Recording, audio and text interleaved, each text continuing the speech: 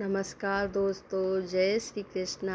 भाद्रपद मास के कृष्ण पक्ष की षष्ठी तिथि को हल छठ या हल षष्ठी या ललही छठ व्रत रखा जाता है। यह व्रत विशेष रूप से माताएं अपनी संतान की लंबी आयु, अच्छे स्वास्थ्य और सुख समृद्धि के लिए करती हैं। मान्यता है कि इस दिन भगवान कृष्ण के बड़े भाई बलराम जी की पूजा होती है। बलराम जी का प्रमुख अस्त्र हल है, इसलिए इस व्रत को हल छठ कहा जाता है। बहुत समय पहले की बात है, एक गांव में एक ग्वालिन रहती थी। वह बहुत सरल और धार्मिक स्वभाव की थी। उसके घर में एक गाय थी जो कि बच्चा देने वाली थी। एक दिन ग्वालिन के घर अचानक प्रसव का समय आ गया। उसी दिन गांव में हल छठ का व्रत और पूजा होने वाली थी।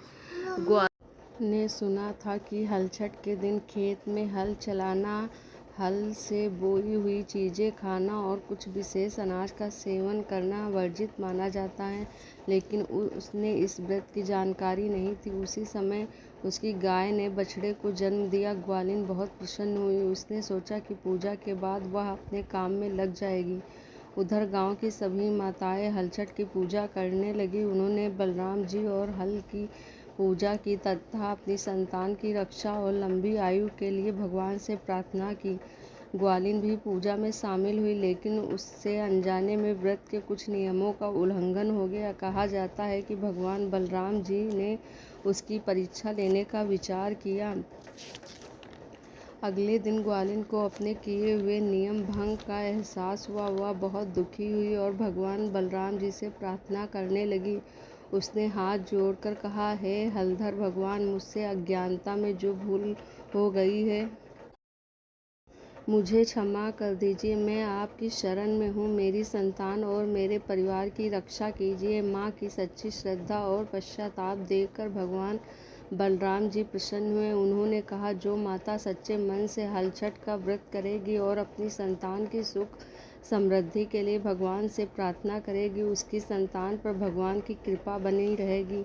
तभी से माताएं अपनी संतान की लंबी आयु और अच्छे स्वास्थ्य के लिए श्रद्धापूर्वक हल छठ का व्रत करने लगी है। इस दिन भगवान बलराम जी की हल और धरती माता की पूजा की जाती है। कई स्थान पर माताएं तालाब या मिट्टी से बने स्थान पर पूजा करती हैं।